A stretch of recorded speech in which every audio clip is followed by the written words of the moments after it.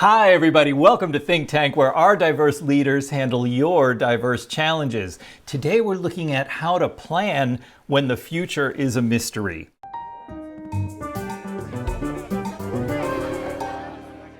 I'm your host, Ray P. Ferrer, the CEO of Ray Coach. Won't you join me in welcoming today's ThinqTanqers? Hey, ThinqTanqers, who are you? Where are you calling in from? And what's one thing you're celebrating today? Hi everyone, I'm Asha. I'm calling in from San Francisco, and I have a consulting firm in leadership and organizational development for feminists of color, and I today am celebrating the generations in my family becoming closer because I have my mom downstairs and who's 84 and my son who's 10, and we just get to spend a lot more time together now. As crazy as it is, it's something that it really feels good to celebrate that connection.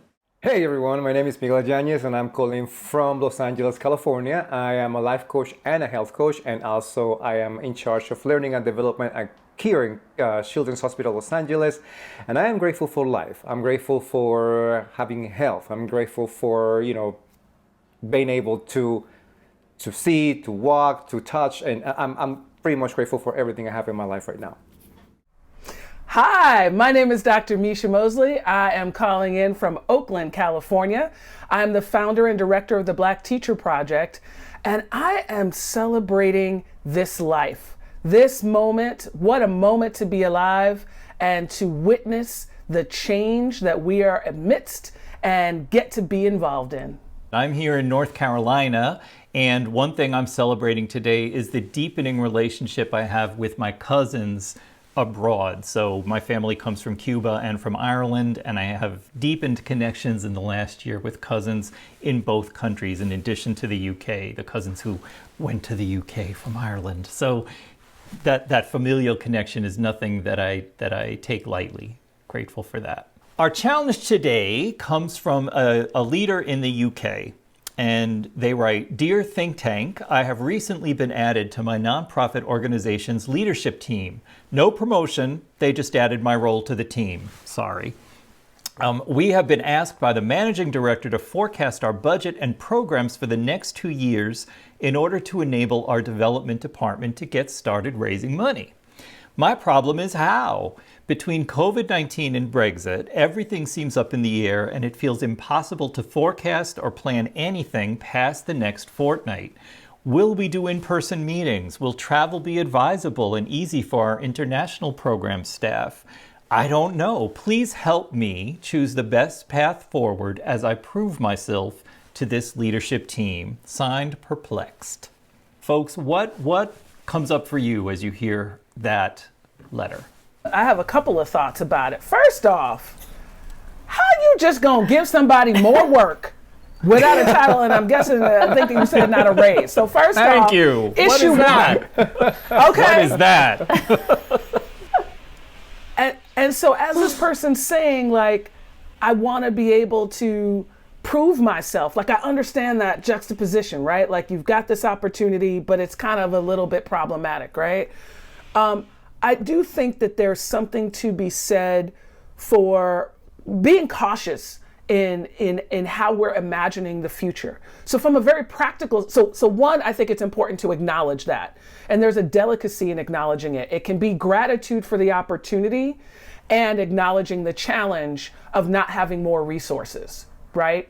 That said, I think in terms of the task at hand, I would absolutely recommend being cautious, looking at, assuming we're not going back in person. I mean, it's sad to say, though, even though we have a vaccine, we know that new strains are coming. We know that folks aren't being responsible. So if it's a 2-year forecast, inviting and saying, I'd prefer to offer you a 1-year forecast, which I think is actually more doable, have that be more conservative in terms of we'll still be virtual, and have it be based on the numbers of maybe the past 6 months, which might be more of a predictor of the next 12 months than some imagined experience. But if I were in that person's shoes, first let me check you on the situation you got me in, and then let me deliver my version of the product, which is more realistic than your 2 years like I got a magic ball, because I ain't got no magic ball.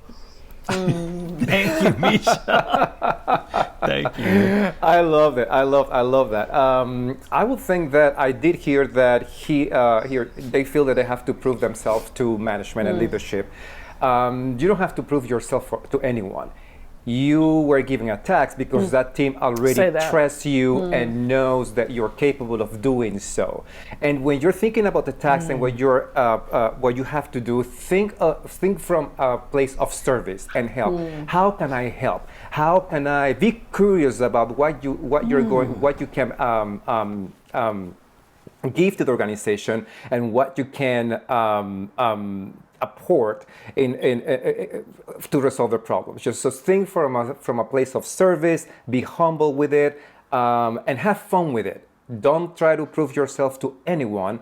Just think from a place of service and helpfulness. Thank you, Miguel. It's so powerful to think about the strength and power you have when you're in service, right? Yes. So yes. Yeah. Very important. Asha. I mean, I also got stuck on the sidebar, the piece around, okay, and I got this role, and I kind of wanted to dive into that. Like, I feel a little resentment there, which I would too, for sure, and then how that impacts the task at hand, and maybe that's a place to delve a little bit deeper as we've been doing here. So that's one piece. And around the planning, I mean, I think, what I've been thinking about it for a while is how strategic planning in itself has been a lie and a myth, even prior to COVID. Like as soon as you make a plan and it's like dead by the time you start. Like the world has been changing fast, and it's changing even faster now. So this I think really good strategic planning and planning ahead, whether it be for budgets or whatever it may be, I think has really shifted its thinking towards strategic decision making. So a kind of, they talk about the analogy of the bicycle. When you're riding a bike, you're not going to plot out every angle of the bars. You're going to be try to find out where the general winds are going and what will you do if you encounter a heavy wind, if you have a choice between two directions. Will you go into the wind or you go away from the wind? So can we use a mindset of looking at the general factors ahead of us and planning sort of guiding principles for decisions that we know may come up? Using what's called a heuristics approach to strategy development. And I think you can do that with a budget scenario planning, knowing that the context is changing and volatile, and it has been, but it's more now.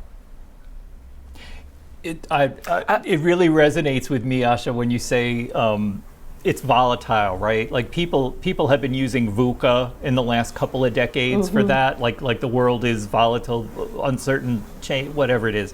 I forget what VUCA stands for. I'm tired of it. But it's just funny to me that we act like this is news, like the world, like as if the world used to be static and everything was just always perfect and planned, and then all of a sudden change happens more frequently now than it used to. That's not actually true. It's just we all bought into strategic planning's concepts and precepts, right? So we pretended that you could plan out, and if the plan didn't go as planned, if the plan didn't execute as planned, then you did something wrong as the leader, right? It's like, that's weird. Sorry, Misha, you were starting to talk too. And I've heard a colleague of mine has used the analogy of a flashlight in the dark. And that a flashlight, like even on the high beam setting, you can see ahead, but there's more that you can't see. And so you plan for that, that piece that you can see, and not try to pretend that you can see beyond the flashlight.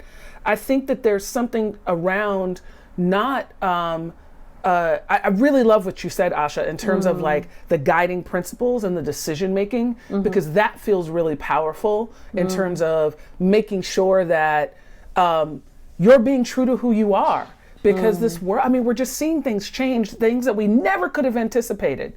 And so if you get stuck on the ABCs of a plan, and then a new strain happens, and we've got to go back, say we get out, and then we go back to shelter in place. What does all of that mean? So I really, as you were speaking, Asha, I thought about the flashlight, and I really love what you're saying in terms of like the core principles that also you can consider what that means for your company or organization. One thing is also maybe to tie that back to whatever principles they espouse. They probably have a mission and a vision, like if they have core principles, to say like, given these core principles that are on our website, I suggest we use these as our decision-making point. So I love those connections there. It's so powerful to think about what are the guiding principles, what are our core beliefs, what are our core values, and how will we enact them given all the unknowns outside the view of the flashlight. I love that. One of the things I know is powerful in a moment like this when you're asked to plan is to plan for expected challenges. What are some of the things that you do in your work or in the people that you serve in your work? What are some of the things you do to help prepare people for expected and or unexpected challenges?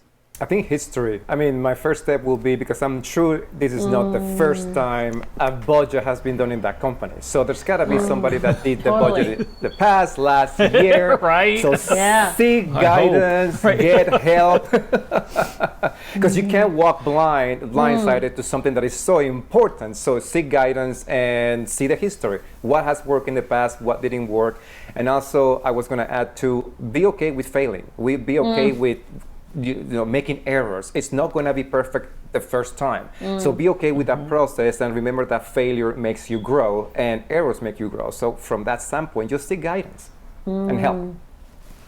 Thank you. And that's so hard to keep in mind when you're focused on proving yourself as the only one on a leadership team. That's the one thing you're going to let go of real fast.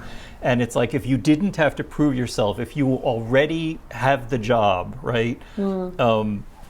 You already have that job. You're already on that leadership team. That is you on that leadership team already. Finished, right? That effort is over, right? And if there's a vibe of proving yourself that's embedded in your thinking, it's gonna make you less effective in a weird way. So the more we give other people the power to reject us instead of say, I'm here. Are you ready for it? As opposed to, am I ready for you? It's just such a different mindset. Yeah, I think I really love that, Miguel, what you're saying about the history, because you have to know who you are too. At the end of the day, it's like, do we suck at change? Are we control freaks? I mean, if we're are we planning to control? Or are we planning to prepare? What is the motivating energy behind this? Because, there are those people who we need who have the more management instinct of preparation and risk control. But that on overdrive or steroids is going to really hurt us in this moment, So what is the motivating energy and who are we? And I think that who are we comes from seeing the history, really going back, who were we when X happened?